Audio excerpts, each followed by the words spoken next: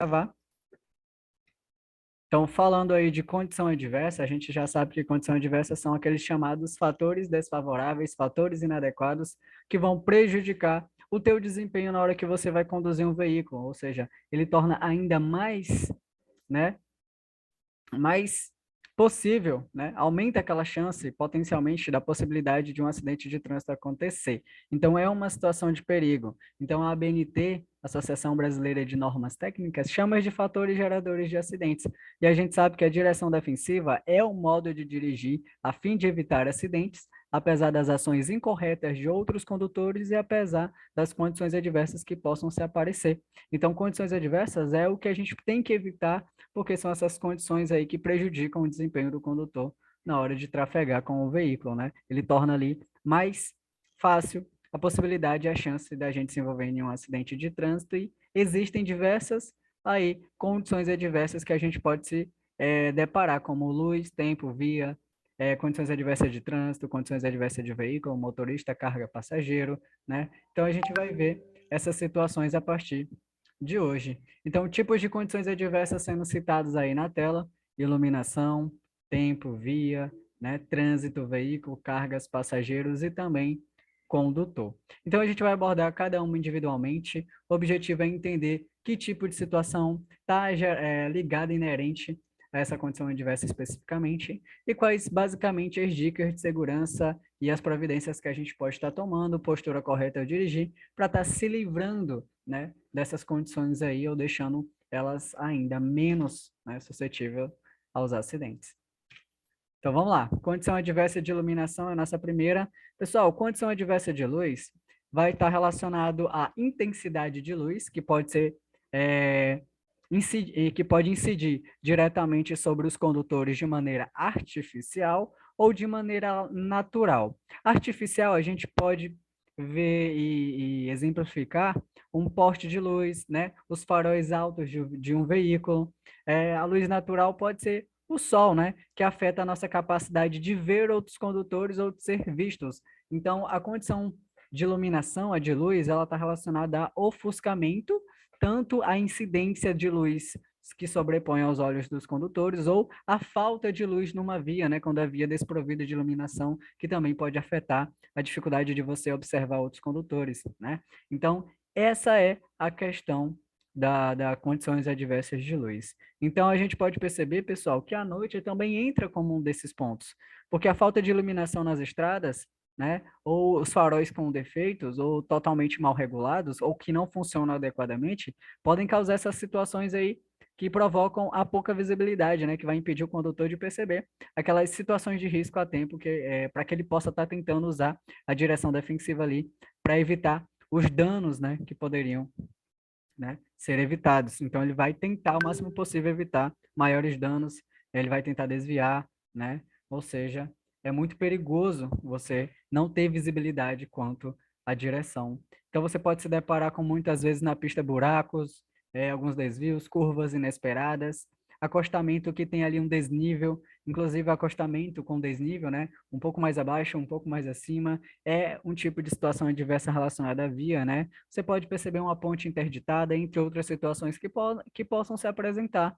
Então, quando você está dirigindo à noite, requer uma maior concentração e proporcionalmente à concentração, menor velocidade, né? Então, concentrado, menor velocidade. E as luzes dos veículos, pessoal, na direção contrária também podem atrapalhar, né, tua visão quando você está sendo ofuscado ali com o excesso de luz. Então, você tem que levar em conta que trafegar à noite, pessoal, pode acontecer também o quê? Ocasionar para o condutor fadiga, maior sonolência. Então, é sempre recomendado que você, quando dirigir à noite, não dirigir por mais de 2 horas, né? Sempre possível aí, que é uma dica de segurança. Então, pessoal, se o ofuscamento é um desses problemas das condições adversas de luz, o que é que ele vai ser? Ele nada mais é do que uma cegueira momentânea.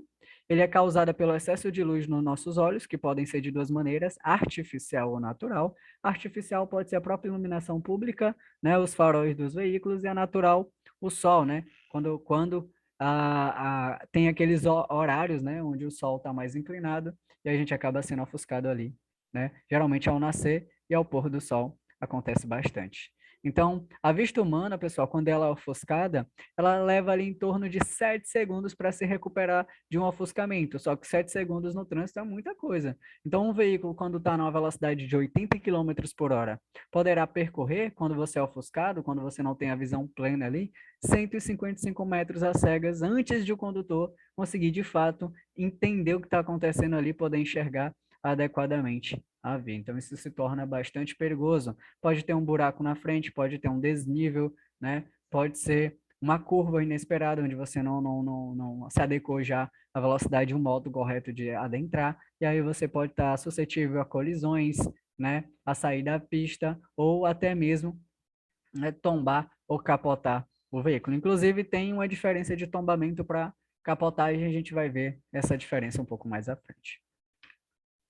Bom, farol alto em sentido contrário. Farol alto em sentido contrário. Pessoal, quais são as dicas de segurança? Ó, o ofuscamento da visão do condutor do veículo pode ser evitado tomando-se o seguinte cuidado. Você está indo ali na via, como a gente está vendo aí na imagem, o cara está vindo no sentido contrário, ele está sendo mal educado, ele está com os faróis altos, você piscou seus faróis altos para advertir, para que ele pudesse, né, desligar, para que você não fosse ofuscado, e ele simplesmente ignorou, ou ele não tem conhecimento, ou foi simplesmente mal educado e imprudente, né?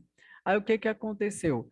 Você, no momento ali de raiva, jogou o farol alto de volta. Não faça isso, isso é incorreto, a gente não deve revidar a luz alta, né? Então a gente muitas vezes até abre mão da preferência, né? Ali visando, claro, o bem comum e a segurança no trânsito. Isso é uma característica de um condutor defensivo, né? Então o que que você vai fazer? Você vai utilizar da sua visão periférica, vai tentar desviar ali os olhos da luz diretamente, vai se guiar pelas marcas ali, né, da linha de bordo da via. Então, aqui, ó, no ponto Azinho, você se liga pelas linhas laterais, as linhas de bordo. Então, é um jeito muito eficiente de você não ser ofuscado e ainda ficar seguro ali na direção, na sua mão de direção. Então, você desvia a visão para uma referência mais à direita da pista ao cruzar com um veículo que esteja com luz alta à noite. Então, geralmente, essas dicas de segurança, elas são muito importantes para que a gente possa estar evitando essas situações. Então, quando você está percebendo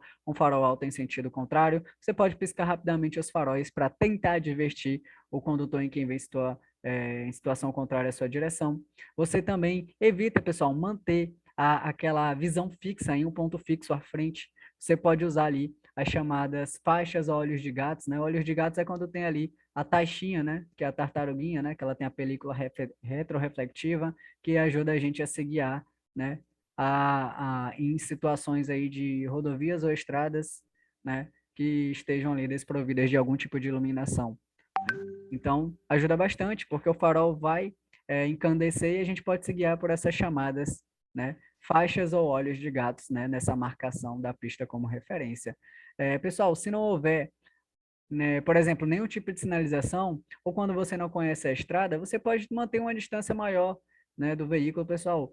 Fica ciente também que o ofuscamento pode ser contra você ou você pode estar ofuscando alguém. Quando tem um veículo à sua frente, ó, você também não pode estar com o farol alto ligado, né? Senão você vai acabar ofuscando ele também. Então você, quando não conhece a estrada, mantenha uma distância maior, ande com cautela, adeque a velocidade para o tipo de situação específica, né?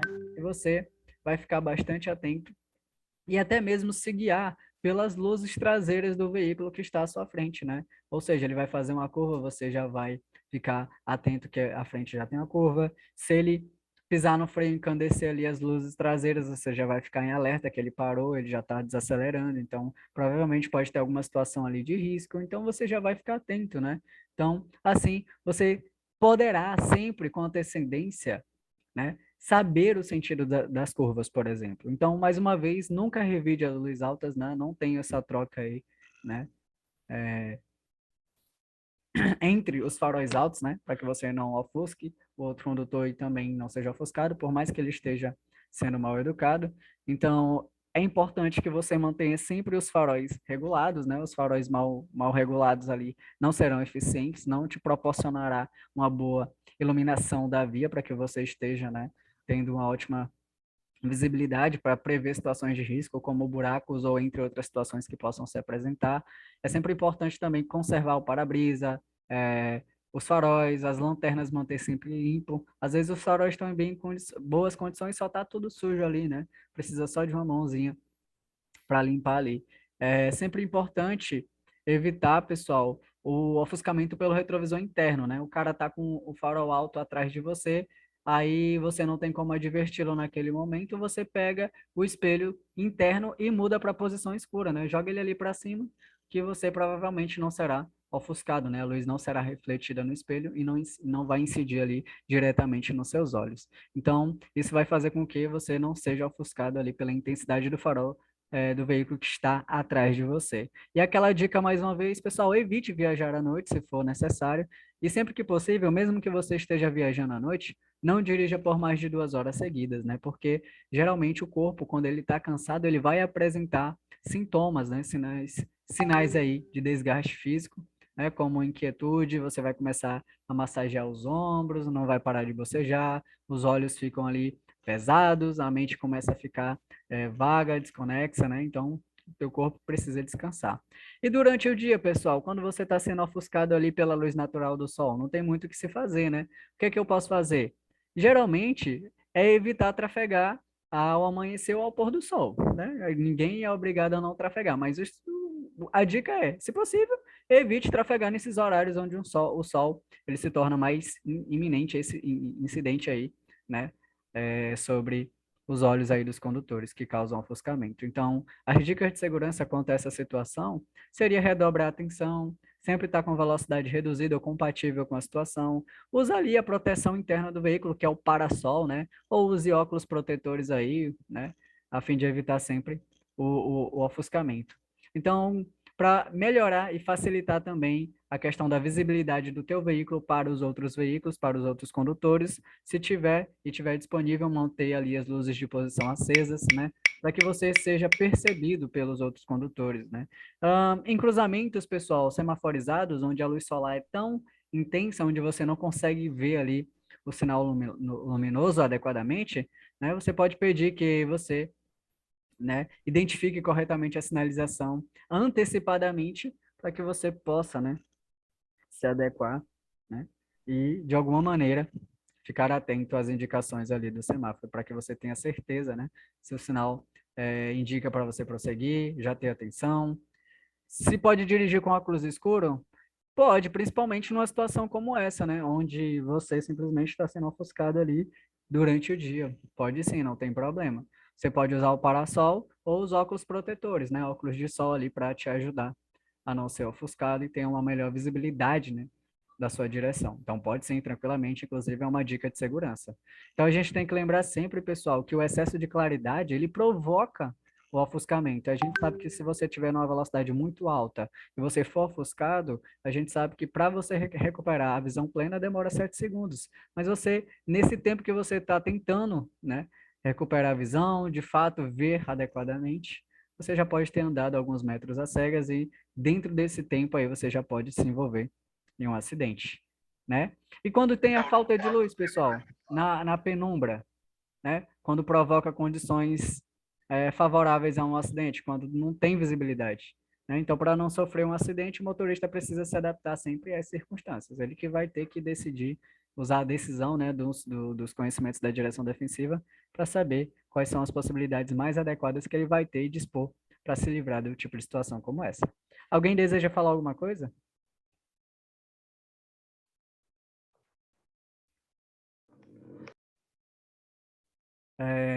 Qualquer coisa, pessoal, fiquem à vontade. Então, dando continuidade aí, ó. Condição adversa de luz, que gera ofuscamento. É o excesso de luz, provoca aí uma cegueira momentânea. Temos aí a condição adversa de luz, que também está relacionada à penumbra, que é a falta de luz, que pode ocorrer também dentro de túneis, à noite, né? A gente tem aí, pessoal, a condição adversa de luz relacionada à luz natural, que pode ser proveniente do sol, e a luz artificial, né, iluminação pública, farol alto, que pode incidir sobre os olhos do condutor e provocar esse chamado ofuscamento, que é uma condição adversa relacionada à luz, seja a grande, né, incidência dela sobre os condutores ou a falta dela também. Pessoal, artigo 40 fala o seguinte aí sobre a determinação de luzes do veículo, né? Como é que ela vai ter que ser feita? Ó, o uso de luzes em um veículo obedecerá às seguintes determinações. A gente já viu isso aqui lá em legislação, mas, claro, vamos ressaltar aqui que diz o seguinte, ó. Os faróis do veículo, utilizando luz baixa durante a noite e durante o dia, nos túneis providos de iluminação pública. Nas vias não iluminadas, o condutor deve usar a luz alta, exceto quando vai cruzar com outro veículo ou ao segui-lo. O condutor, pessoal, utilizará o pisca-alerta nas seguintes situações: em imobilizações ou situações de emergência, ou quando a regulamentação da via assim o determinar. Parágrafo único. Os veículos, transporte coletivo regular de passageiros, quando circularem ali nas suas faixas próprias, ou seja, está sinalizada aquela faixa própria para ele trafegar naquela região, que são para eles são destinadas ali, e os ciclomotorizados também, eles deverão utilizar-se de farol de luz baixa, seja durante o dia, seja durante a noite. Ou seja, ele está trafegando numa região onde não tem visibilidade nenhuma, né, totalmente desprovido de iluminação pública, mas ele está numa faixa que é sinalizada para ele, né? Aquela faixa à direita ali está sinalizada para ele. Então, não há necessidade dele utilizar as luzes altas do seu veículo, né? Então, isso é para o transporte coletivo regular de passageiros ou ciclomotorizados. Agora, se eles não estiverem transitando numa faixa apropriada, claro que um veículo de maior porte ou de menor velocidade trafega-se mais à direita da via, como a gente já viu anteriormente. E, nesse caso, sim, eles poderão utilizar-se dos faróis alto, né? Exceto quando você cruzar com outro veículo ou ao segui-lo. Então, essas são as determinações aí quanto à relação de luzes e todas essas questões adversas de ofuscamento.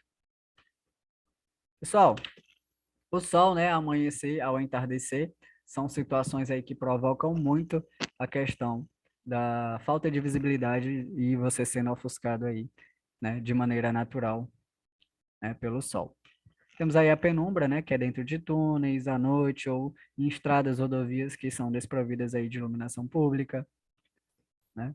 A ausência de luz, né, em túneis, em algumas regiões.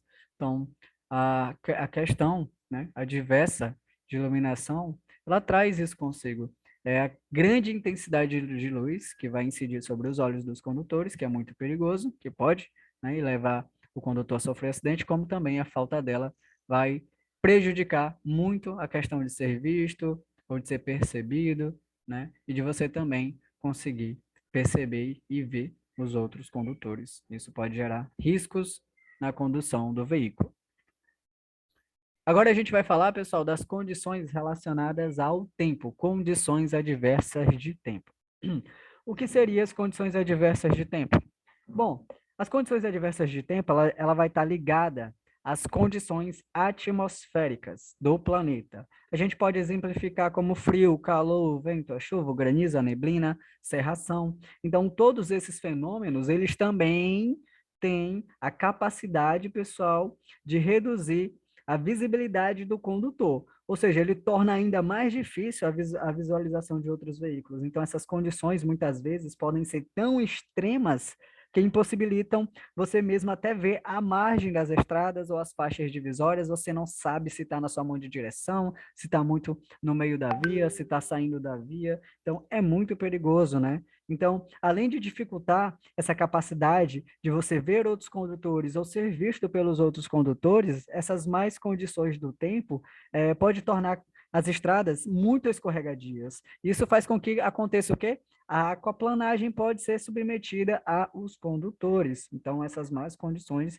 deixam a pista e as estradas escorregadias, causam derrapagens, e os pneus, se estiverem carecas, né, com as profundidades dos sulcos insuficientes, não vão fazer devidamente o escoamento da água, fazendo com que o pneu perca a aderência com o solo. Perdendo aí a aderência, o que vai acontecer? É como se você jogasse o seu veículo numa patinação de gelo, né, num circuito aí de patinação de gelo. O veículo vai deslizar, você não vai ter controle nenhum sobre ele, ele simplesmente vai embora. E geralmente, quando você sofre esse tipo de situação, pessoal, o recomendado é que você mantenha as mãos nos volantes firme, não faça movimentos bruscos, não tente girar o volante para nenhum dos lados, segure firme, vai desacelerando suavemente e muito calmamente, pisando devagarzinho ao freio. Primeiro desacelera, tira o pé do acelerador e depois você vai frear lentamente, mantendo a direção do volante bem firme, tá? São as condições aí.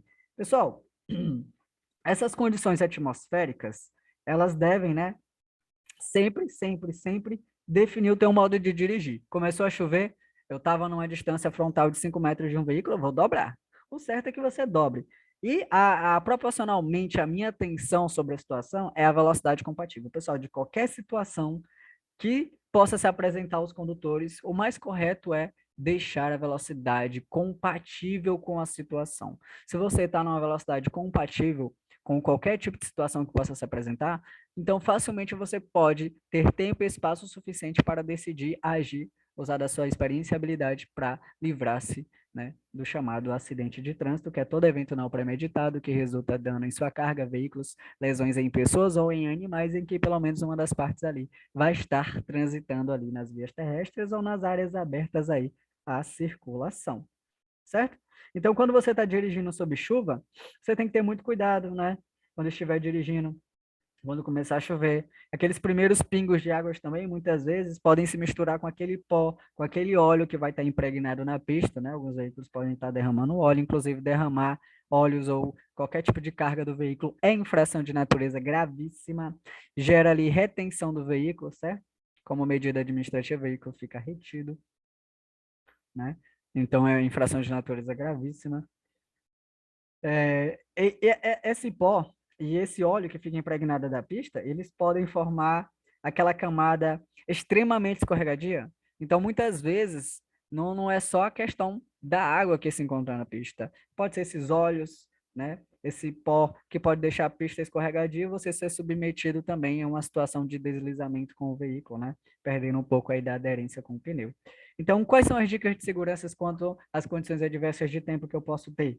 É reduzir a velocidade ao limite seguro, é você sempre acender as luzes baixas ou a de posição. Pessoal, em questões que abordam condições adversas de tempo, né, que está ligado às condições atmosféricas, que é chuva, vento, frio, calor, granizo, cerração, muitas vezes tem questões que diz que você tem que trafegar com farol alto. Isso é totalmente equivocado, por quê? Porque o farol alto, pessoal, ele vai ali ser refletido pelas moléculas de água que estão presentes naquela hora, né? Se é da chuva ou de uma neblina, por exemplo, ela vai fazer com que o farol alto incida de volta para você e você automaticamente está se ofuscando, né? Então, o certo é que você utilize nessas situações também o farol baixo, ou, se possível, se o seu veículo dispuser das luzes de posição, que ele vai deixar bem evidente as dimensões do veículo quanto ao comprimento, quanto à sua largura, para facilitar a visibilidade do seu veículo para os outros condutores e assim não acontecer dos outros condutores não perceber a sua presença e não colidir com vocês, né? Não gerar ali colisões. Então é sempre bom manter ligados os limpadores de para-brisa, né, para que você tenha maior visibilidade. Isso é bem tranquilo. Nessas situações de chuva ou pouca visibilidade, pista escorregadia, neblina, essas situações é sempre bom evitar freadas fortes para que você não tenha a situação do travamento das rodas, né, de forma que não ocorram as chamadas derrapagens, para que você não derrape ali com o seu veículo. A gente pode perceber, pessoal, que condição adversa de tempo leva aí o quê? Chuva, granizo, neblina, neve, vento lateral, aquaplanagem ou hidroplanagem, que são situações que se submetem aos condutores, tá? Então é muito importante, pessoal. A gente tem que lembrar também que é importante que quando tem chuva, né? Está chovendo ou tem pouca visibilidade, é sempre bom e necessário você manter uma distância maior do carro que está à sua frente, porque a gente sabe que a pista já vai ficar escorregadia, já tem pouca visibilidade. E com essa distância maior, caso você tenha necessidade de frear bruscamente, né, para evitar qualquer dano a você, ao seu veículo, né, manter ali a sua integridade física, você tem espaço suficiente para que o veículo não venha colidir com o veículo que está à sua frente, né? Então você aumenta também, né, com a distância menor, se você não tiver na distância adequada, o perigo de derrapagem, né, porque vai acabar diminuindo a aderência do pneu com a pista, né. E essa aquaplanagem ou hidroplanagem, pessoal, são situações também que os condutores, em questões de chuva, muitas vezes vão estar, né, sendo suscetíveis.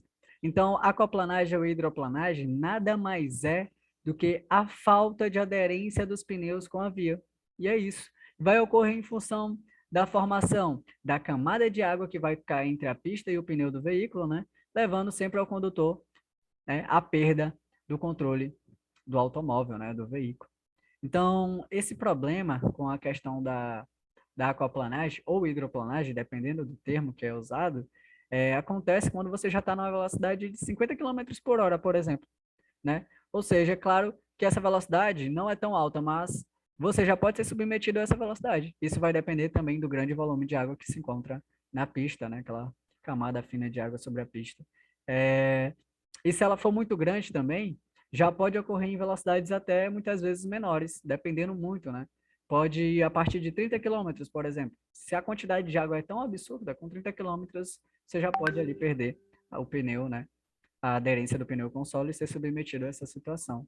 Então, é basicamente se você tentasse correr em uma pista de gelo com o teu veículo. Não tem como, né? Então, o importante é sempre manter os pneus em boas condições.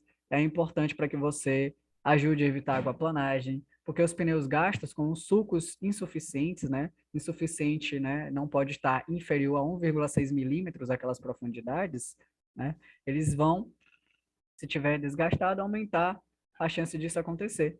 Então, quais são as dicas de segurança que a gente tem que ter quanto a essa situação de aquaplanagem? Como eu já falei, ó, não pisar no freio, né? Automaticamente, quando você se depara com a situação, a primeira dica é pisar no freio. Não, a frenagem, ela vai fazer com que trave as rodas e o travamento vai fazer o veículo simplesmente rodopiar ou até mesmo capotar, né? Dependendo de como está sendo ali o direcionamento da pista, dependendo de qual velocidade você estava e de como foi a freada, isso já pode acontecer. Então, o certo é você tirar o pé do acelerador gradativamente, fazendo com que o veículo perca a aceleração progressivamente. Então, você não tira o volante de trajetória, mantenha a mão firme segurando ali ao volante, não fazer de forma alguma aqueles movimentos bruscos, não tente virar o volante para a direita ou esquerda, só segura firme, desacelera, aí depois que o veículo perdeu boa parte da velocidade, você vai pisar no freio suavemente também, não pisar no freio bruscamente de primeira, né? Então, evite sempre passar, pessoal, em alta velocidade sobre poças de águas, né? E quando você está passando numa poça, as rodas, pessoal, geralmente elas são freadas, né, bruscamente pela água. Então é sempre bom segurar firme a direção e desacelerar suavemente. Júlio, Nessas eu tenho uma situações, pergunta. pode falar. É porque você falou que, por exemplo, 50 quilômetros já está susceptível à aquaplanagem. Mas, Isso contribui se o pneu também estiver em más condições, né? E da quantidade de água na pista. tá, aí começou a chover, o ideal é que a pessoa reduza a velocidade, mas se ele não tiver, ele reduziu a velocidade, nesse de reduzir a velocidade, ele está na velocidade inferior à metade da máxima. Ele vai Aí sofrer penalidade? só que essa questão da redução de velocidade, ela não altera a questão das outras normas, né? Então, realmente você não pode ficar com a velocidade inferior à metade da máxima. Então, por exemplo, a via é de 60 quilômetros por hora, você não pode estar abaixo de 30, né? Então, você pode reduzir a velocidade a um limite seguro, mas nunca ultrapassar, né, a metade da máxima. É infração ainda Beleza. assim. Ainda é infração, já é para considerar sim infração, porque se você reduziu muito, vamos supor que você está menos da metade da máxima um pouco, né? Aí outros condutores podem não acabar utilizando do mesmo princípio de segurança. Isso pode fazer com que ele vai se deslocar, né, e acabar colidindo com a sua traseira bem mais facilmente, né, dependendo da velocidade que ele Entendi. esteja. A gente sabe que existem pessoas imprudentes, né? Não tem como. A gente está à mercê da direção dos outros, não tem como mesmo. Mas é importante manter uma distância segura do veículo que está à sua frente, hein? Ficar atento aos veículos que estão colados atrás. A dica de segurança é sempre, né? Dirigir o máximo para a direita possível, com a velocidade ali moderada, segura, o que você considere seguro, e facilitar a ultrapassagem de outros veículos, se assim eles quiserem, né? Sempre usa o princípio de cortesia, deixe os apressados passar. E sempre, sempre, sempre fiquem atentos ao desgaste dos pneus, tá? Pessoal, quando você está dirigindo sobre neblina ou cerração, Seja durante o dia ou à noite, pessoal, o perigo da neblina é o mesmo, tanto durante o dia quanto à noite.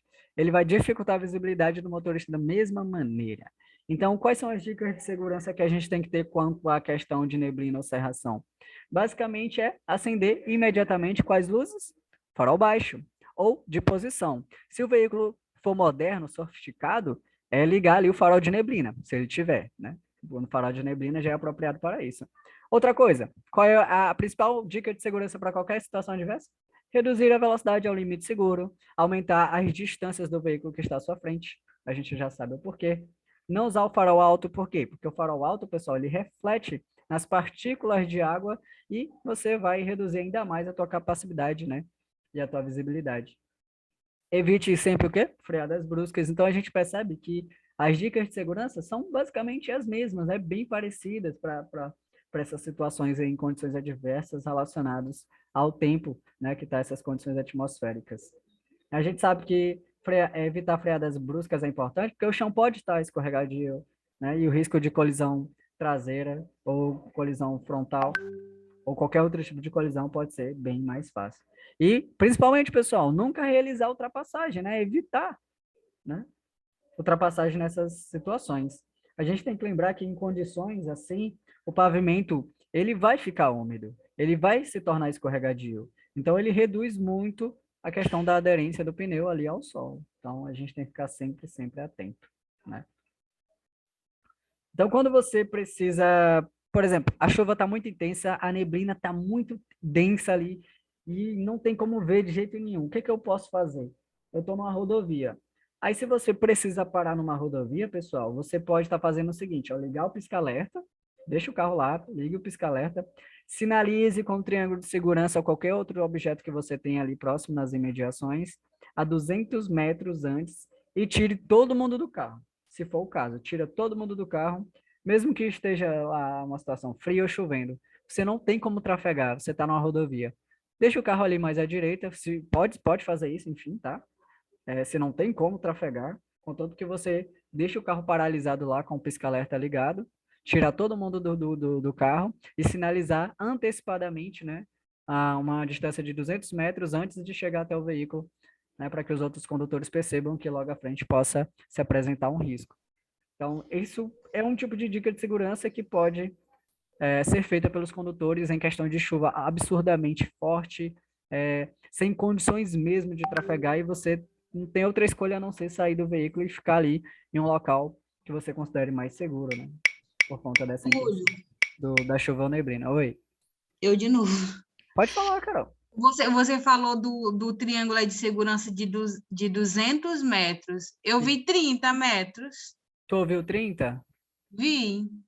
Mas é assim, essa questão da sinalização com triângulo de segurança, ela, nesse caso aqui específico, é 200 metros, mas geralmente a questão da distância para que você sinalize uma situação de acidente ou uma imobilização, essa distância está relacionado geralmente à velocidade máxima de uma via. Por exemplo, eu vou dar passos, né? Mas dessa aqui, a dica de segurança é de 200 metros. Tu viu exatamente desse contexto com 30 metros? Não, eu vi em situação de emergência. Aí A era quantos passos metros? ou era distância? Não, distância. Tinha que Era botar distância. o triângulo de segurança a 30 metros. É, pode até ser, mas geralmente, quando você, por exemplo, você imobilizou seu veículo, aconteceu ali um acidente, você imobilizou seu veículo, ligou o pisca-alerta, né? Foi de noite, Uhum. aí você usou o triângulo de segurança. Aí você estava numa via de trânsito rápido. A velocidade da via de trânsito rápido é de 80 km por hora quando não sinalizado. Então você tem que sinalizar, né, a distância do seu veículo, fazendo ali 80 passos longos. Mas como estava à noite e sob, sei lá, uma situação adversa, você dobra, né? Então vai ter que dar 60 passos longos. Então, essa distância, ela é um pouco relativa, por quê? Porque ela está em acordo com a quantidade de passos que você vai dar, que consequentemente está relacionada à velocidade máxima da via. Aí tem as condições normais de passos, e quando está sob condição adversa, você tem que dobrar ainda. Mas pode ser que essa distância de 30 metros que possa estar sendo apresentada, né? Pode ser uma distância média direcionada a algum tipo de via, né? Que já dá ali essas condições. Mas pode ficar tranquila quanto à questão das distâncias. Geralmente ele não pergunta se a distância vai ser de 30 ou se vai ser de 200 metros. Geralmente ele pode perguntar a questão de quantos passos você tem que dar em relação à via que você estava. Eu não sei se eu fui claro no que eu acabei de falar. Eu não sei se deu para entender. Deu. Que a quantidade de passos está relacionada à velocidade máxima permitida, né? Isso, isso. E se a condição for adversa, é para duplicar a quantidade de Dobrar. passos. Aí pode Beleza. ser que essa de 30 metros que você vê é uma distância média baseada numa quantidade de passos que foi feito a partir de uma situação específica. Aí, assim, essa eu sei que é de 200 metros, né? Mas tem outras que pode vir realmente, vai ser 100 metros, 30 metros, são especificações. Mas em questões, se cair sobre essa questão de distância, eu acredito, né, vai por mim, que vai perguntar mais sobre a questão dos passos que você tem que dar quanto à distância em metros, tá bom? Beleza. Tá Então, bom. imagina aqui, ó, aconteceu um acidente nessa via, o carro está aqui paralisado, a gente sabe que aqui, ó, é a frente do carro e aqui é a traseira, né? Traseira. Você tem que contar os passos a partir da traseira, né? Porque a via da sua mão é essa. Aí tem essa outra via aqui, você parou aqui, você tem que sinalizar para os veículos que vêm no seu sentido, tá? Então você vai dar ali a quantidade de passos baseado na velocidade máxima da via. Se era uma via de 110 quilômetros, 110 passos longos. Se Até estava porque faz mais sentido calcular com passo do que metragem, né? Que não tem isso. como. Aí A não tem ser que até a via seja, totalmente seja, linear ali, é, né? não, a não ser que a via tem essa metragem, né? De Ah, 50 sim. metros. Aí seria bacana. Inclusive, as vias, elas são, por exemplo, muitas vezes tem ali a reta e pega a curva, né? Aí, quando a gente chega numa curva, a gente para a contagem, caminha toda a extensão da curva e após a curva, a gente retoma a contagem do zero novamente, para colocar ali o dispositivo de alerta, né?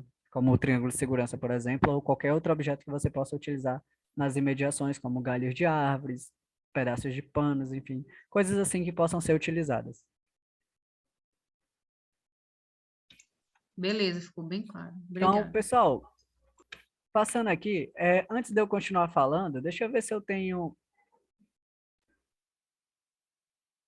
Então, visto o videozinho, né, a gente percebe que a calibragem também contribui bastante para uma boa estabilidade e aderência do pneu aos solos, principalmente quando tem ali a presença de água na pista, né, para que você não perca o controle e eu consiga desviar, né, de obstáculos ali que possam causar algum risco, né, à tua integridade física. Então, vamos lá, dando continuidade. Vamos falar um pouco sobre vento lateral, pessoal. Vento lateral. Bom, o vento lateral pode ser bem fácil e bem perceptível. Basta você ficar atento ali às palmeiras, né, árvores ou vegetação ali na imediação, que pode dar a entender, né, a iminência ou a presença de ventos laterais fortes. Ou seja, o vento lateral forte, o que que ele vai fazer com o teu veículo? Ele vai desestabilizar o teu carro a ponto de quê? A ponto de fazer você até mesmo sair da pista. Então você pode observar os capins, os arbustos, né, que estão ali mais inclinados para que você possa perceber que eles estão balançando, indicando essa presença dos ventos fortes que vai desgovernar o teu veículo de alguma maneira, né?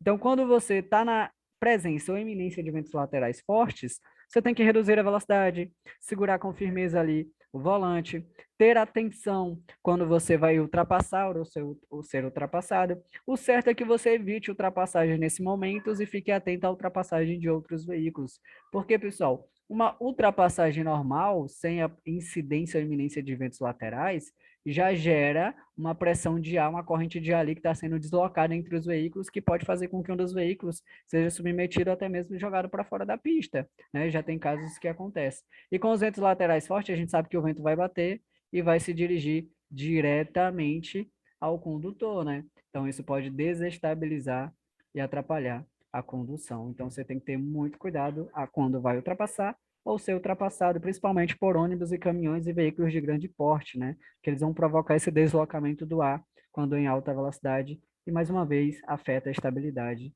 do teu veículo. Então, para Ô, Túlio, evitar... Oi. eu queria só te fazer uma perguntazinha básica. Estamos falando de ventos na parte lateral do carro. Aconselharia, dependendo da intensidade do vento, seria melhor manter os vidros do carro abertos ou fechados, já para o vento entrar e sair, coisa assim, circular. Aberto para Né? o vento circular. Mas se o vento está tão forte que atrapalha, por exemplo, a tua direção, o certo é você procurar um local mais seguro para efetuar a travessia ou simplesmente trafegar ou tentar sair daquela região, né? O mais rápido possível, claro, mas da maneira mais segura possível.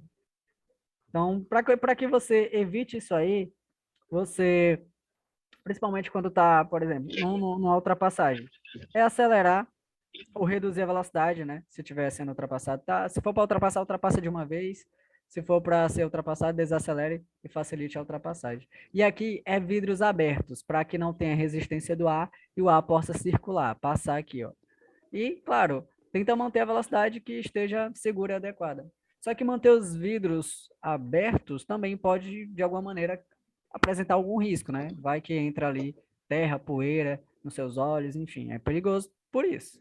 Mas o certo, o mais correto mesmo, entre vidro aberto e vidro fechado, seria o vidro aberto para passar a corrente de ar e que o vento não incida muito, né, na lateral do veículo. Então, qualquer coisa, estamos aí. Então, é isso, pessoal. O vento lateral é basicamente essas as dicas. Então tá aí, ao se deparar com trechos de rodovias onde são frequentes os ventos fortes, deve o condutor do veículo reduzir a velocidade para não perder estabilidade, né? Abrir os vidros ali e ter cuidado quando está sendo ultrapassado ou quando for ultrapassar, por conta do deslocamento de ar que possa incidir sobre o veículo.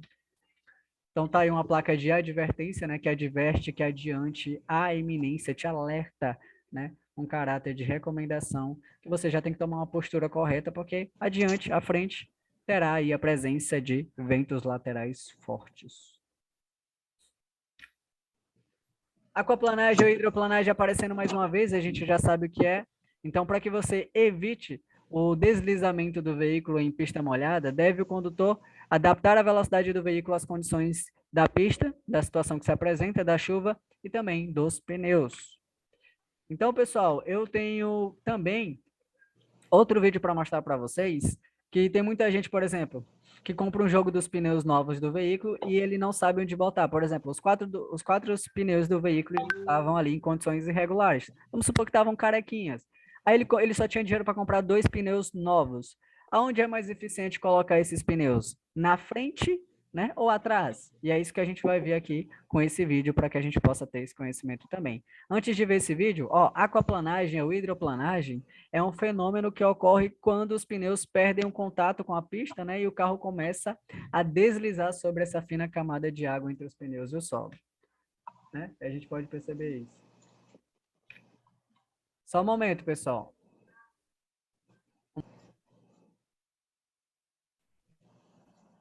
Então, a gente acabou de ver o que é aquaplanagem, né? A gente entende como é que isso acontece, quais são as causas e as consequências, e a gente sabe quais são as dicas aí também para que a gente possa evitar essas situações. Pessoal, a principal causa desse fenômeno vai ser a alta velocidade, que vai estar aliada à grande quantidade de água na pista, porém, né, além disso, o estado de conservação dos pneus também. Pneus lisos, sem sucos suficientes, eles vão favorecer ali a ocorrência do problema, especialmente em estradas lisas e planas, né? Então, pessoal, a aquaplanagem ocorre pela combinação dos seguintes fatores: excesso de água na pista, velocidade incompatível, calibragem incorreta e pneus com profundidade de suco insuficiente, carecas, ou seja, que estão com a profundidade, né, diferentes aí de 1,6 milímetros. Não pode estar, né, a menos de 1,6 milímetros de profundidade. Então, a gente, antes de chegar nesse trecho aqui e abordar sobre ele, então é isso, pessoal, né? Uma dica muito importante aí de colocação dos pneus. Pessoal, ao se deparar com trechos onde haja fumaça produzida pelas queimadas nos terrenos à margem ali da via, deve o condutor do veículo evitar parar o veículo na pista. Ou seja, quando tem iminência de fumaça, você pode acabar sendo intoxicado por conta da fumaça. Então, o certo é você sair o mais rápido dali, utilizar-se dos faróis baixos, né, quando locomover na grande intensidade, e tentar, claro, sair o mais rápido, claro, com segurança, não imprimindo velocidade excessiva, tentar se abster ao máximo do perigo também e evitar, consequentemente, perigo para os outros usuários da via. E lembrando que a fumaça também pode restringir a visibilidade do condutor. Então, mantenha os vidros fechados, farol baixo e saia o mais rápido dali, daquele trecho onde há a iminência de fumaça, né? Presença dessas queimaduras aí, que gera as fumaças ali. Possam atrapalhar a visibilidade. Pessoal, condição adversas de via nesse momento. Condições adversas de via agora. Pessoal, a gente sabe que o condutor ele tem que sempre se ajustar a qualquer condições, né? Qualquer tipo de condições adversas. Principalmente a da via também, né? Onde ele vai reconhecer o estado de conservação da via, tem a questão da largura, se tem ou não a presença de acostamento, a quantidade de veículos que nela trafegam, para que você possa se preparar melhor para aquilo que vai enfrentar e tentar tomar todos os cuidados que são indispensáveis ali à segurança. Então, as condições adversas de via são, muitas vezes, curvas, os desvios, subidas, descidas, o tipo de pavimento, a largura da pista, pode ser um desnível, acostamento, né? O acostamento que tem ali desnível, trechos escorregadios que podem acontecer por conta de areia na pista, óleo na pista, ou até mesmo a presença de água ou gerada pelas chuvas.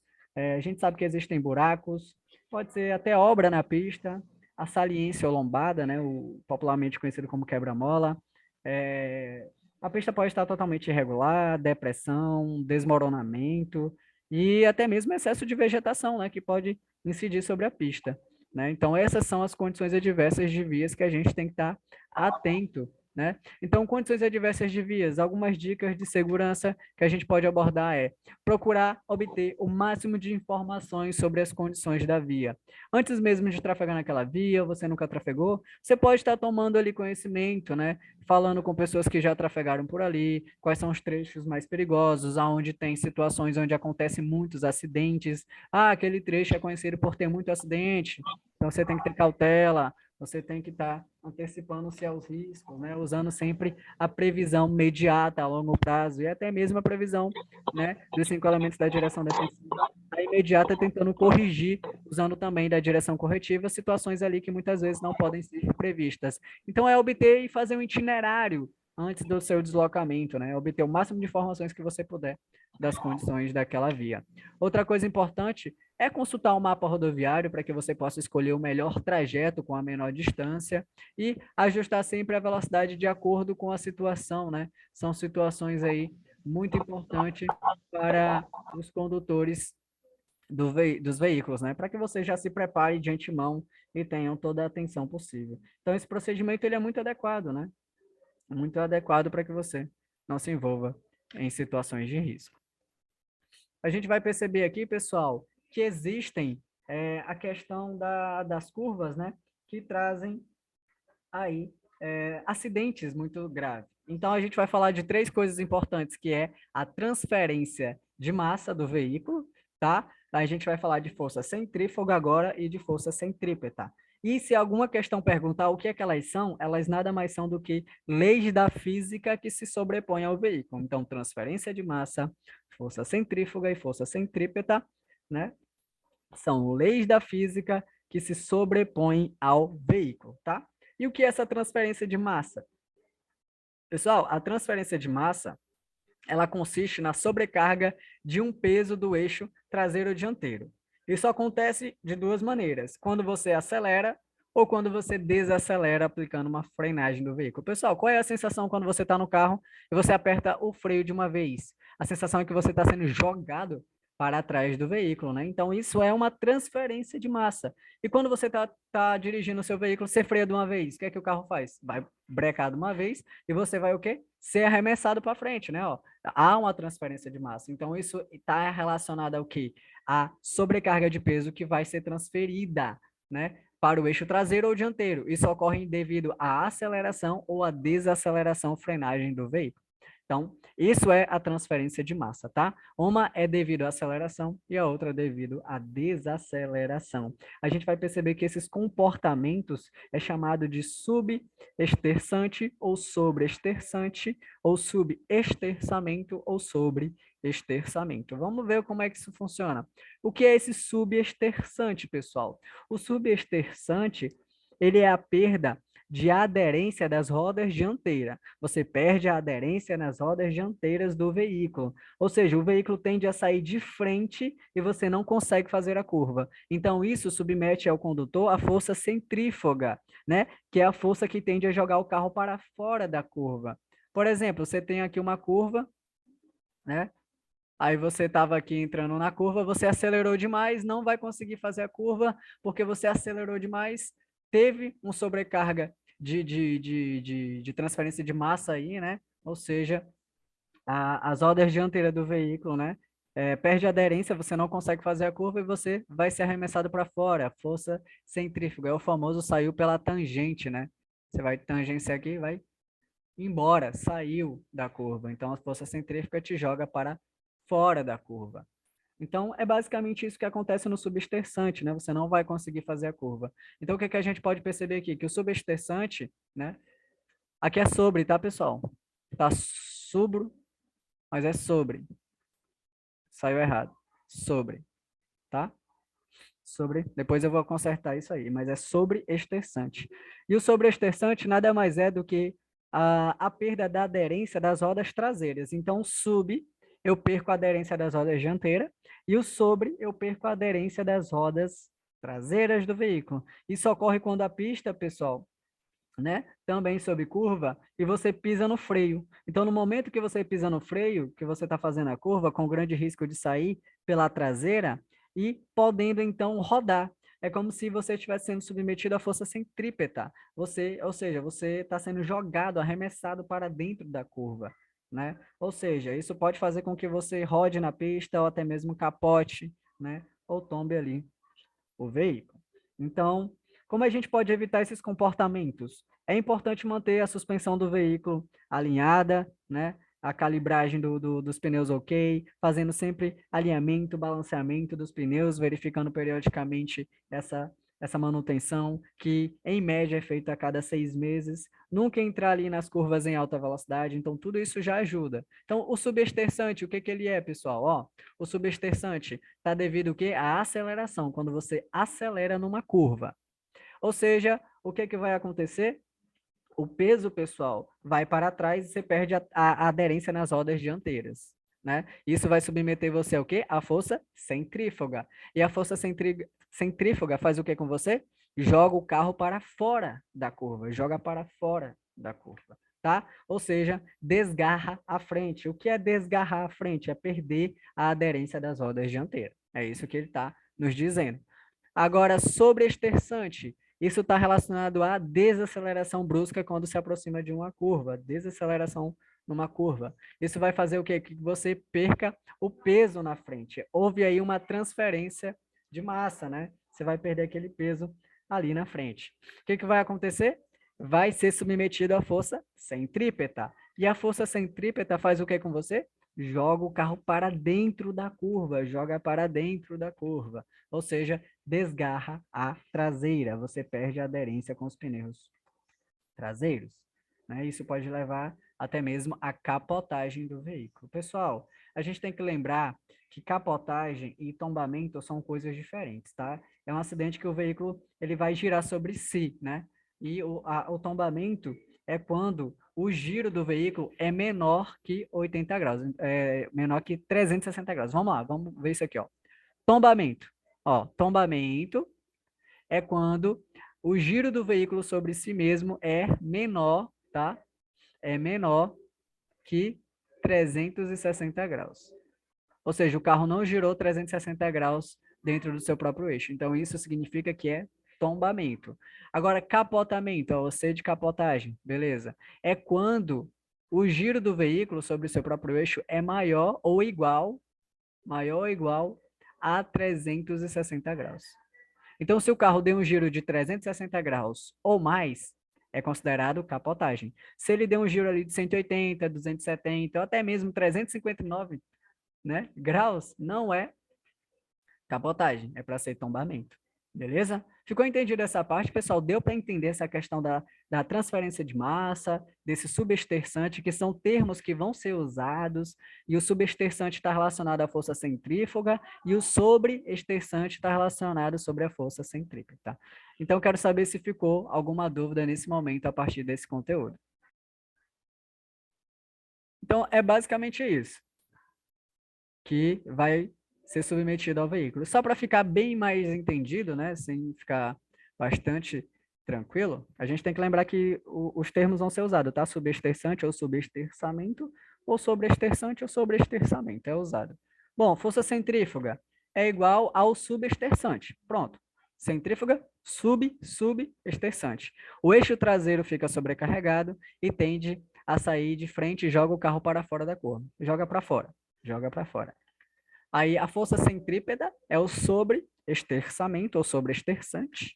O que ele faz? O eixo dianteiro que fica sobrecarregado e ele tende a sair de traseira, ou seja, joga o carro para dentro da curva. Ou seja, porque houve aquela transferência de massa, né? A massa foi tão forte que transferiu ou para a dianteira ou para a traseira que o carro simplesmente não consegue fazer o movimento e essa lei da física faz com que o carro ou seja jogado para fora ou para dentro da curva, dependendo de qual força e qual situação, né, você se encontra lá no momento da curva, seja em aceleração ou desaceleração.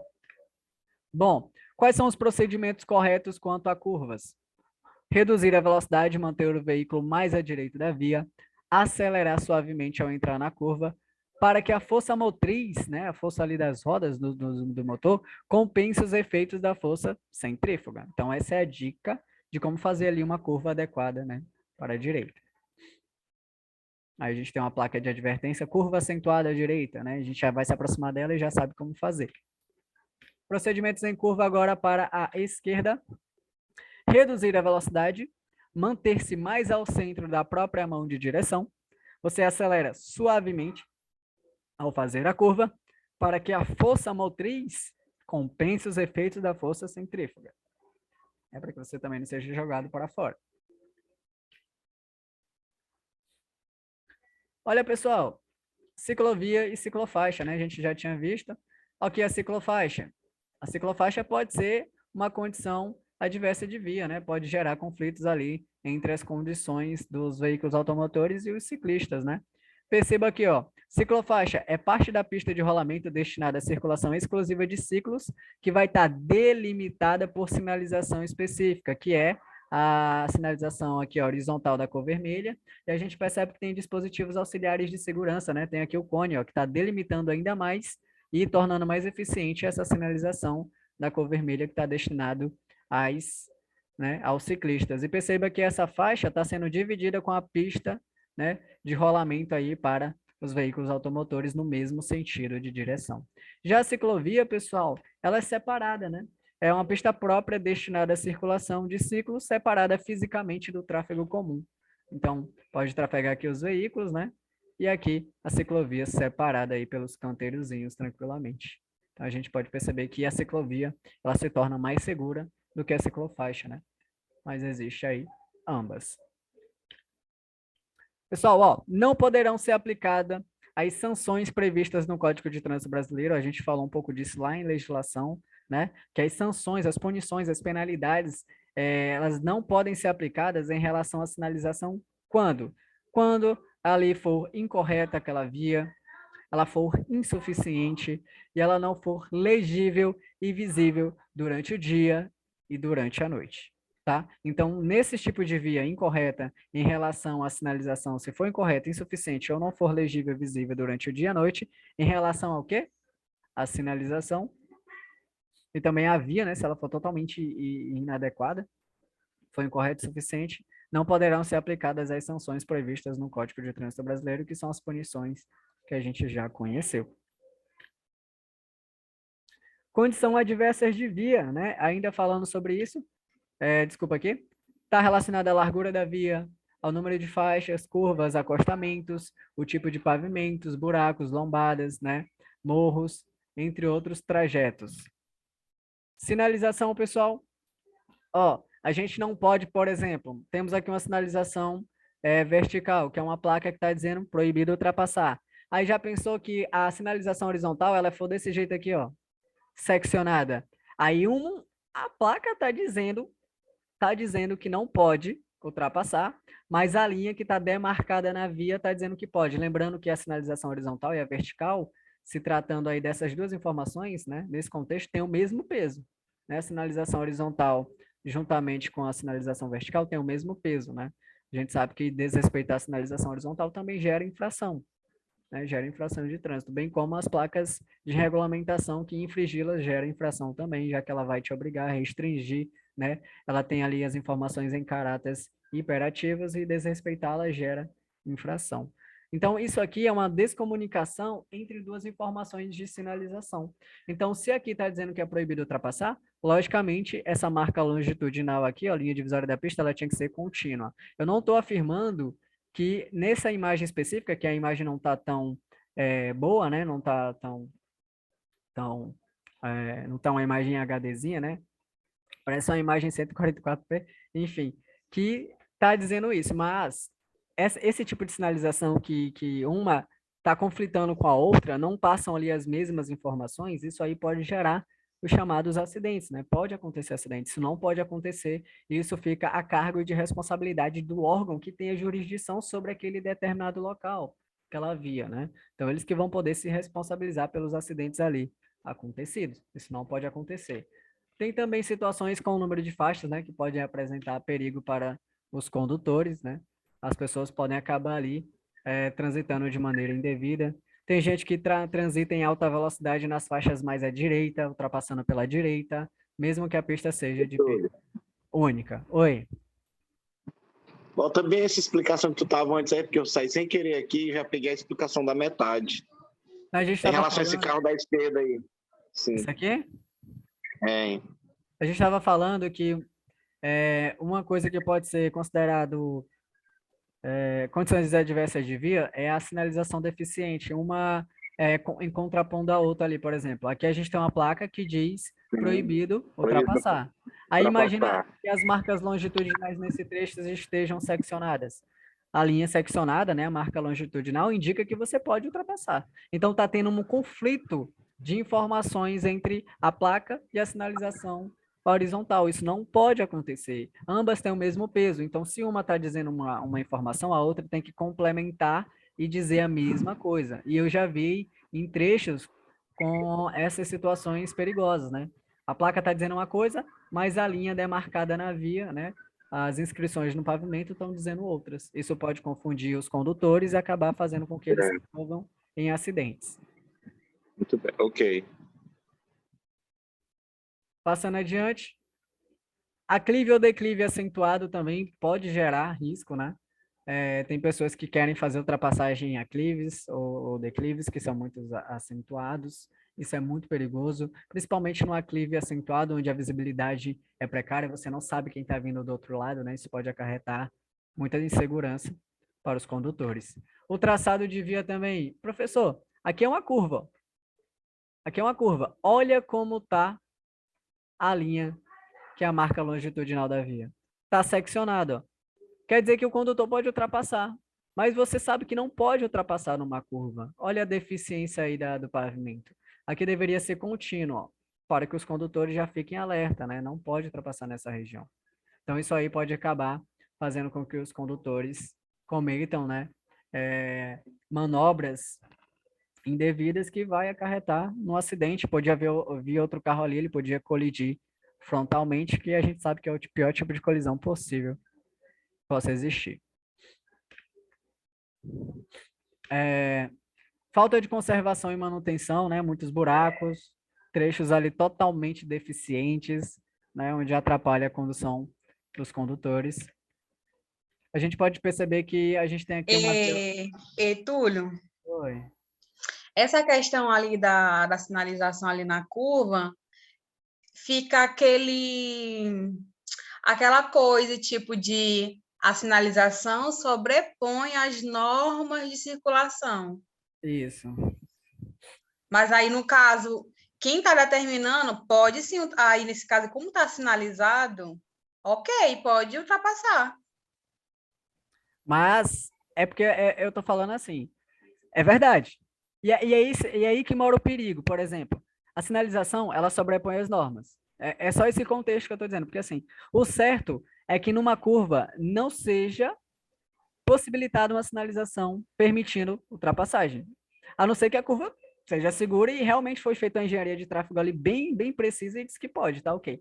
Mas nunca que eu vi é o CTB dizendo que é permitido ultrapassar em curvas, tá? Eu nunca vi nem sinalização especificamente. Então, isso aqui provavelmente foi um erro de sinalização, porque o certo, quando faz ali a engenharia de tráfego, é numa curva colocar a linha contínua.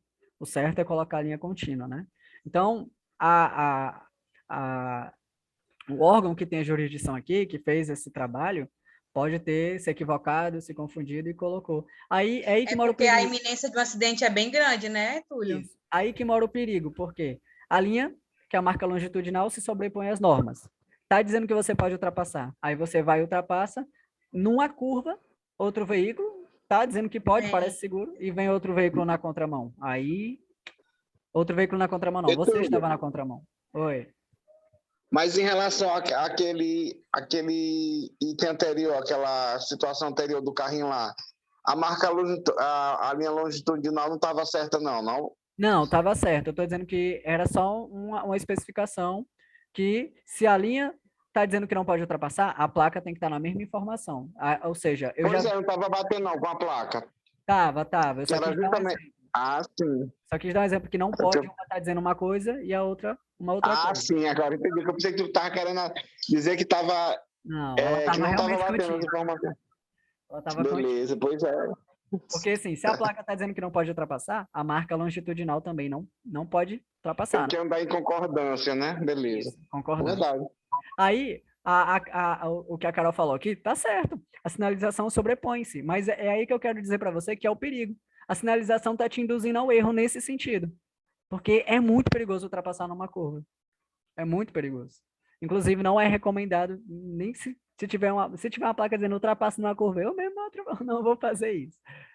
Então, é muito perigoso. Tá te induzindo ao erro, porque talvez, né, não exemplificando, mas o certo é que, quando se faz a engenharia de tráfego, ao momento que tem uma curva, a linha, a marca longitudinal ali tem que ser contínua. Tem que ser contínua. Então, provavelmente aqui foi um erro do órgão que fez aí a sinalização. Mas seu raciocínio sobre a questão que pode, né? Tá regulamentado. Mas provavelmente foi um erro. Aí esse é o perigo da situação que eu quero, né, trazer para a gente. Ó, falta de conservação e manutenção, a gente sabe que é. A gente tem aqui uma estrada. O que é estrada? É uma via rural não pavimentada, onde a velocidade máxima para todos os veículos é de 60 quilômetros por hora, e a estrada pode ser um trecho de via, né, muito perigoso, muitas vezes pode acontecer várias situações arriscadas, inseguras para os condutores que vão ali trafegar. Então, manter ali todos os cuidados necessários, atenções, né, para que você faça um deslocamento, né, sem se envolver em acidente ou se colocar em risco de alguma maneira. Então, as estradas, e muitas vezes algumas são consideradas ali condições adversas. Qual o comportamento adequado do condutor ao se deparar com um declive acentuado? É manter o câmbio engatado em marcha reduzida durante a descida. O que é uma marcha reduzida, pessoal? Geralmente é uma marcha mais forte, uma marcha menor, né? Quanto mais a marcha está aumentando, é mais velocidade. Quanto menor a marcha, mais força. Então, o certo é manter o câmbio engatado em marcha mais reduzida durante uma descida. Inclusive, nas aulas práticas, os instrutores, nós, iremos passar essas informações. Provavelmente com quem vocês pegarem aula, vai dizer qual é o jeito correto de você descer ali, né? Num declivezinho. Qual vai ser a marcha, qual a postura correta, onde o pé vai ali nos pedais. Ó, são exemplos de condições adversas de via. Acostamento rebaixado, né? A pista escorregadia. Temos aí um buraco que representa aí, né? Nosso território nacional bonitinho. Mais perigoso. Representa bem aí o estado do Maranhão, como é que ele tá. Só o buraco. Pessoal, ao fazer uma curva, o veículo terá maior estabilidade. Ó, ao fazer uma curva, o veículo tem maior estabilidade sem engrenar a marcha adequada. Tranquilo, isso vai sempre depender da curva. Dependendo da curva, você vai ter, claro, que adequar a marcha, né? Dependendo de como é essa curva.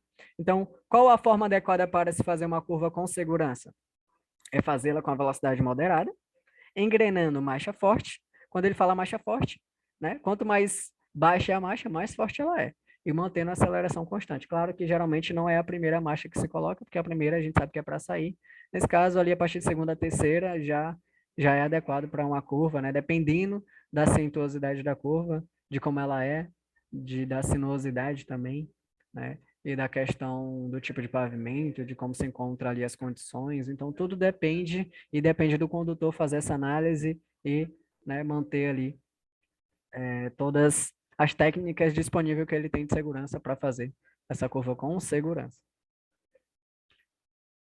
Pessoal, lembra aí, ó, transitar em velocidade superior à máxima permitida para o local. Relembrando, artigo 18 do Código de Trânsito Brasileiro. Superior à máxima em até 20%, a infração média. Superior à máxima em mais de 20% e até 50%, ou seja, de 21% até 50%, infração de natureza grave. Superior à máxima em mais de 50%, é infração de natureza gravíssima, agravada em 3 vezes o valor da multa gravíssima, leva como penalidade também suspensão do direito de dirigir e entra aqui a medida administrativa, que é o recolhimento. Lembra-se, geralmente tem suspensão, tem recolhimento, né? Geralmente, quando tem suspensão, tem o recolhimento do documento de habilitação. Geralmente. Há suas devidas exceções.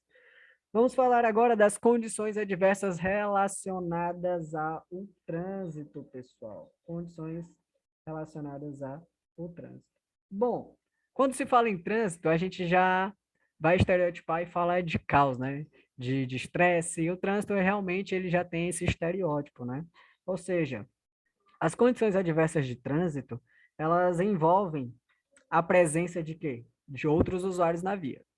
Então, esses outros usuários, eles vão interferir no comportamento dos condutores, ou seja, outra pessoa pode acabar interferindo no teu comportamento. Então, como o trânsito, muitas vezes ele pode ser fácil, ele pode ser congestionado, a velocidade exigida pode ser alta, pode ser baixa, né? E ainda existem períodos do dia que vai afetar o tráfego da via, né, excessivamente, como, por exemplo, existe um termo chamado a hora do rush, né, que significa uma grande movimentação de pessoas e veículos num determinado local. Então, igualmente, em épocas como, por exemplo, Natal, Carnaval, períodos de férias escolares, né, feriados, épocas do ano aí, que vai ter o quê? A grande iminência incidência de veículos, né, pessoas, né, que vão transitar. Isso pode causar caos, né, pode deixar o trânsito mais intenso, muito lento, havendo grande numeração de veículos, então deixa ali, né, muitas vezes talvez inseguranças para os condutores, né? Então, você tem que ficar atento às áreas centrais, áreas escolares, órgãos públicos, parada de ônibus, né? E quando você está em vias rurais, você tem que estar atento também à questão da velocidade, o número de veículos ali que vão trafegar, né? Enfim. E quais são as dicas de segurança quanto às condições adversas de trânsito, que está relacionado à grande iminência de veículos e pessoas, que de alguma maneira essa grande iminência de pessoas afetam, interferem no comportamento do condutor. A dica de segurança é sempre procurar obedecer o máximo possível à sinalização existente, com atenção sempre redobrada. É você sempre manter uma distância segura dos veículos que estão à sua frente, ficar atento aos veículos que estão colados. Você pode ser paciente, ser cortês, ser solidário, aguardar sempre pacientemente os outros veículos se movimentarem, ficar atento à preferência dos outros veículos, à sua também, né? Se possível, é sempre recomendado também que a maioria das pessoas usassem o transporte coletivo. Pena que o transporte coletivo não é bom, né? Mas isso ajudaria até mesmo a questão do planeta, né? Ajudaria muito aí a inibir a grande e excessiva quantidade de veículos automotores que estão dispersando, né, esses gases nocivos aí na atmosfera, né? Então isso ajuda bastante até o planeta. É uma dica, né? Para que as pessoas usassem mais o transporte coletivo. Pena que não é bom, né? Ninguém gosta, é ruim mesmo. Então, é sempre bom também em questões de congestionamentos, trânsito ali bem parado, de difícil acesso, planejar outros caminhos esses alternativos, nem que seja um pouco mais longo, mas que seja mais tranquilo, observar a presença e a intenção de outros condutores, é sempre ficar atento, pessoal, usando a visão ali, né? E previsão, se antecipando a riscos, a situações que possam se apresentar. Então, condição adversa de trânsito está relacionada ao quê? Ao congestionamento, ao trânsito, em áreas rurais, a presença de carroças, animais soltos, tratores, entre outros, né, veículos e animais. Está relacionado à grande iminência de pessoas e veículos que pode se dar a datas como Carnaval, Ano Novo, Copa do Mundo, férias, né, entre outras situações. Ó, efeitos do trânsito no condutor. Pessoal, atualmente a gente sabe que se locomover pelas cidades não é fácil, principalmente aí quando tem muito motoqueiro, que imprudente, né, que ultrapassa pela direita, do nada passa motoqueiro por cima, motoqueiro por baixo, pela esquerda, a gente fica doido, principalmente quem tem o carro, né? Os congestionamentos e comportamentos inadequados de alguns pedestres, de outros condutores, o descaso pelo outro, né? Porque a gente sabe quando está em trânsito, quem quer chegar primeiro em casa, quer chegar, não importa como, ele quer estar na frente, quer passar. Eu quero chegar, não importa como, né? Isso pode ser perigoso. Então, entre outros fatores, isso vai desenvolver o quê? Uma neurose no trânsito. Vai transformar ali uma válvula de escape para os estressados. Então, uma pessoa que é estressada, que não tem controle emocional, ele tem 4 vezes mais chances de sofrer um acidente. Então, sem um controle emocional, o carro na mão de uma pessoa ali que perdeu a paciência, não está pensando direito, não está sendo racional, acaba se tornando uma arma, pode acabar trazendo ali várias outras consequências. Né? Então, é perigoso. Agora a gente vai falar um pouco sobre condição adversa de veículo. A condição adversa de veículo é bem tranquila, né, pessoal? As condições adversas de veículo geralmente estão atreladas aí a pneus gastos, folga na direção, parte elétrica, suspensão, freios desregulados, cinto de segurança, ou seja, o motorista defensivo, ele sempre manterá o seu veículo em bom estado de conservação e manutenção dos seus equipamentos. Então, significa que ele não é negligente, né? Ele sempre deixa ele sempre deixa o veículo em boas condições para que ele possa reagir a todos os comandos que ele deseja realizar, ou seja, tentando ali inibir efeitos, né, de situações adversas que possam surgir, né? Os defeitos mais comuns são esses que estão sendo apresentados, a gente pode perceber que é o freio desregulado, lâmpadas queimadas, pode ser o limpador de para-brisa, né, falta de buzina, espelho retrovisor deficiente também, né, pneus gastos defeituosos, então tudo isso é uma situação, né? Então a gente pode sempre estar prevendo todas essas condições aí, fazendo a calibragem do pneu, ficando atento ao nível de óleo, nível de água na bateria, regulagem dos faróis, sempre fazendo alinhamento, balanceamento das rodas, sempre fazendo um rodízio dos pneus a cada 10.000 quilômetros em média, sempre ficar atento ao manual também para ficar atento a esses prazos, né? Verificar amortecedor, freios. Antes mesmo de sair com o veículo, você já pode checar pneus, checar as luzes, checar a buzina, verificar combustível, verificar água no limpador de para-brisa, ou completando se for necessário, água no radiador, enfim. Você pode já ficar atento. Ou seja, você está usando o que a gente chama de prevenção, né? Prevenção imediata, que pode ser ali a curto prazo, ou prevenção imediata a longo prazo, né? Que são aquelas manutenções mais a longo prazo que a gente faz. Então, é sempre importante lembrar que as revisões periódicas sempre vai manter o veículo em boas condições e isso vai evitar, claro, sérios acidentes. Pessoal, olha aí, pneus carecas, a gente sabe que é um perigo à circulação, por isso os sulcos dos pneus não podem ser inferiores a 1,6 milímetros de profundidade, cuja função deles é permitir o escoamento da água em superfícies molhadas. A gente sabe que pneu careca é muito perigoso. Rodízio em chuva. Depois eu mostro uma informação sobre o pneu, pessoal, para que vocês comprem pneus com segurança e pneus adequados, tá? A gente, não sei se vocês sabiam, mas existe uma classificação da qualidade do pneu, né, das empresas que fabricam, quanto à estabilidade e quanto à eficiência em questão de chuva, tá? Pista molhada.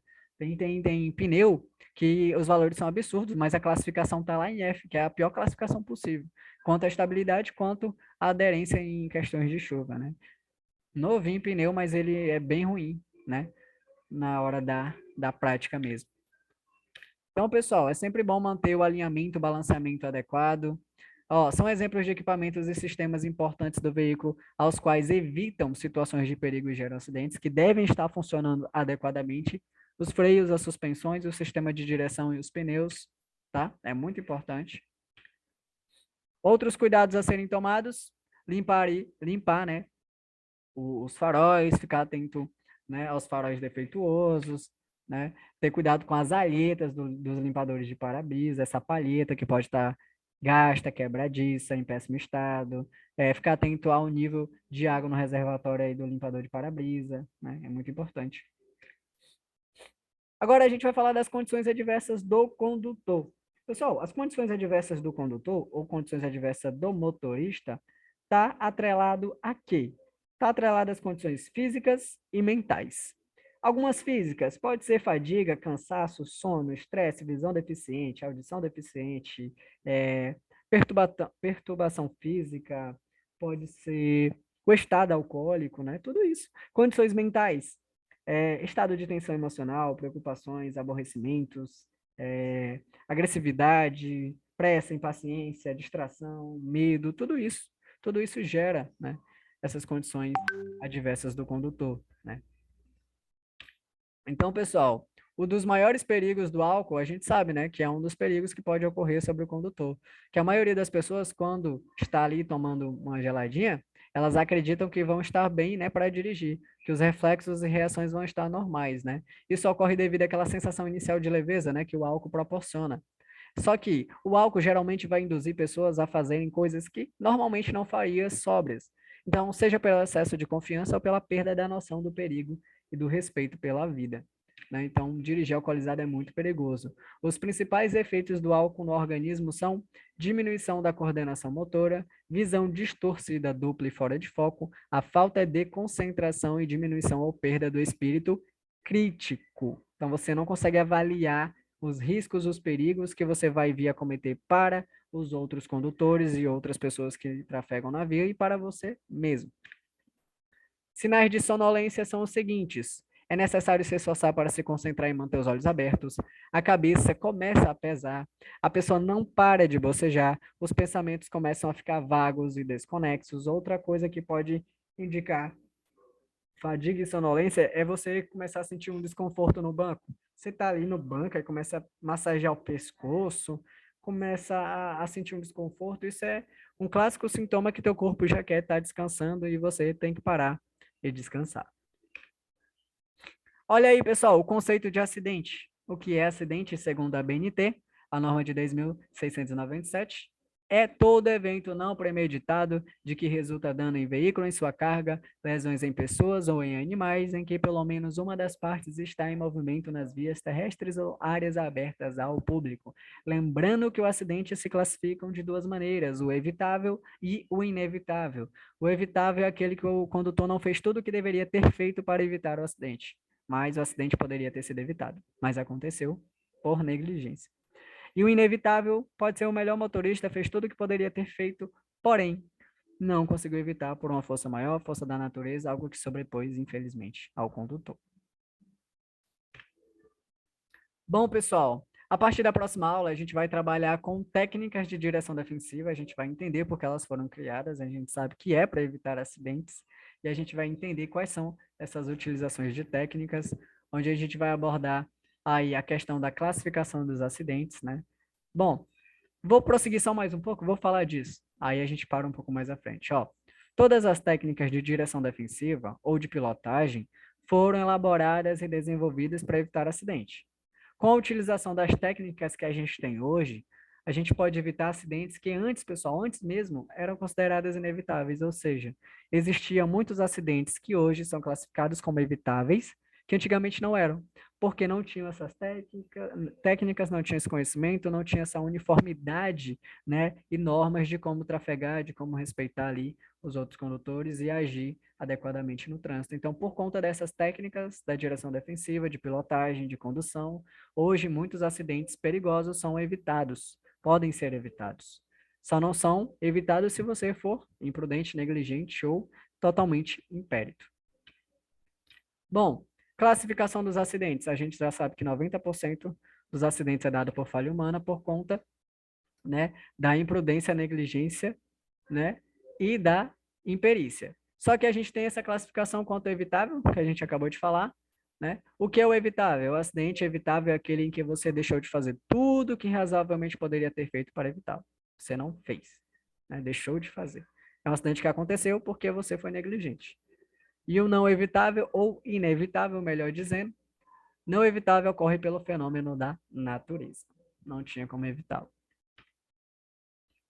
Pessoal, a partir da próxima aula a gente vai continuar daqui sobre o método básico de prevenção de acidentes. Aí a gente vai encerrar, a partir da próxima aula, o conteúdo aí de direção defensiva, para depois ir para primeiros socorros, meio ambiente, cidadania e finalizar, mais uma vez, com a mecânica básica.